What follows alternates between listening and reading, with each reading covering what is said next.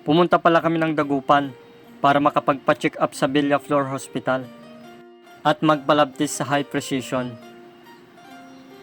Magandang umaga, panibagong araw, panibagong buhay. Gumising pala tayo ng maaga mga ka-digest dahil pupunta tayo ng Dagupan City.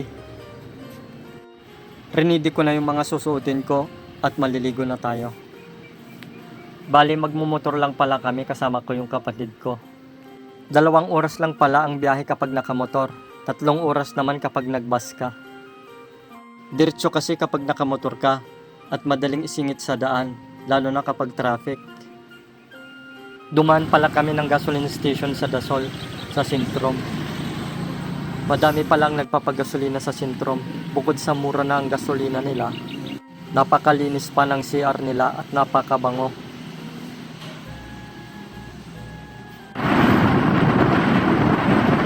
Dumaan pala kami sa bayan ng Sual para bumili ng inuming tubig sa 7-Eleven. Summit pa rin yung binili ko kasi yan ang nakasanayan ko. Yung kapatid ko naman, power energy drink. Para may power daw siyang magmaneho. Parang festa pa nila dito sa bayan ng Sual kasi ang daming nakasabit na banderitas. Pagkatapos ng mahigit 1 oras na biyahe, dumaan muna kami sa kainan para kumain. Hindi pa kasi kami nag-agahan, maaga pa kasi nung umalis kami. Madami palang pagpipilian na ulam dito, kaya pinili ko talaga yung pwede talaga sa akin. Ang binili naming ulam pala ay inihaw na hito at chapsoy. Pinili talaga namin yung pwede sa akin. Tikman na natin itong inihaw na hito. Paborito ko kasi ang inihaw na hito, kaya sarap na sarap ako sa pagkain. Kulang na lang pati kutsara nguyain ko. Yan o, taba ng hito, omega fats. Pagkatapos namin kumain, nagpatuloy na kami sa pagbiyahe. Malapit-lapit na din kasi kami sa Dagupan, ilang minuto na lang. Pagkatapos ng ilang minuto, nasa Dagupan City na kami. Dahil nga sa nasa syudad na tayo, asahan na natin na traffic. Buti na lang nakamotor kami, kaya nakasingit-singit kami sa daan. Sa wakas, nakadating din kami sa Villaflor Hospital. Pumasok agad kami at aakyat kami sa 3rd floor.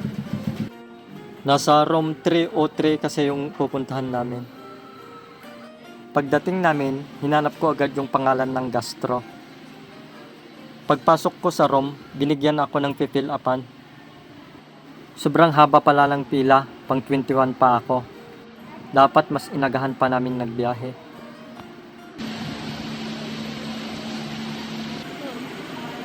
Kakahintay natin, bigla akong tinawag ng kalikasan. Kaso wala tayo sa gubat, nasa syudad tayo. Sa sobrang haba ng pila, nakatulog na ako. Umabot ng 4 na oras yung pila bago ako natawag. Sa wakas, ako na, kaso hindi ko mabuksan yung pinto.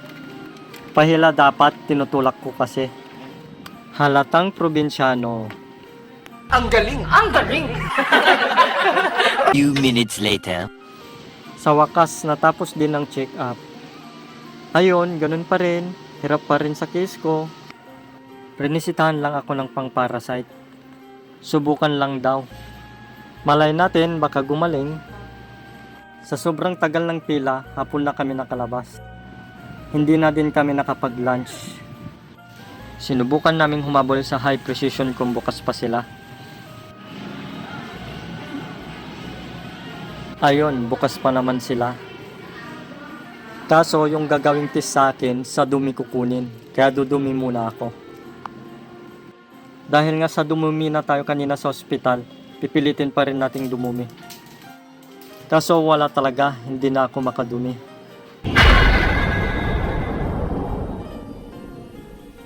Dahil hanggang 5 PM lang sila, magsasarado na sila. Kaya sa susunod na lang kami magpa-test. Nag-decide na kami na umuwi. Dumaan pala kami ng Robinson para bumili ng brief. Wala na kasi akong brief, puro aircon na.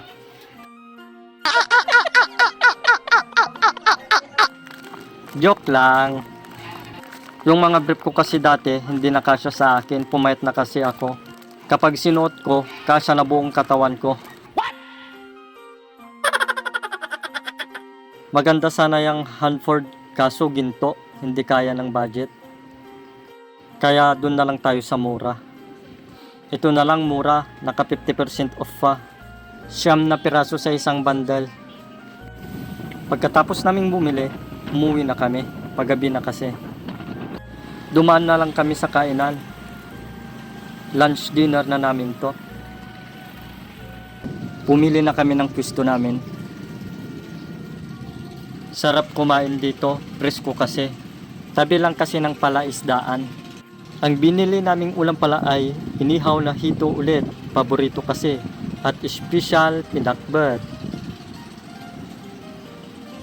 Dahil sa sobrang gutom ko, nagkamay na ako. Naghugas na lang ako ng kamay ko. Success! Ginabi na kami sa pag-uwi. Kung nakaabot kayo sa video na to, maraming salamat po sa panonood. At huwag po kalimutan i-follow and share. God bless po sa inyong lahat.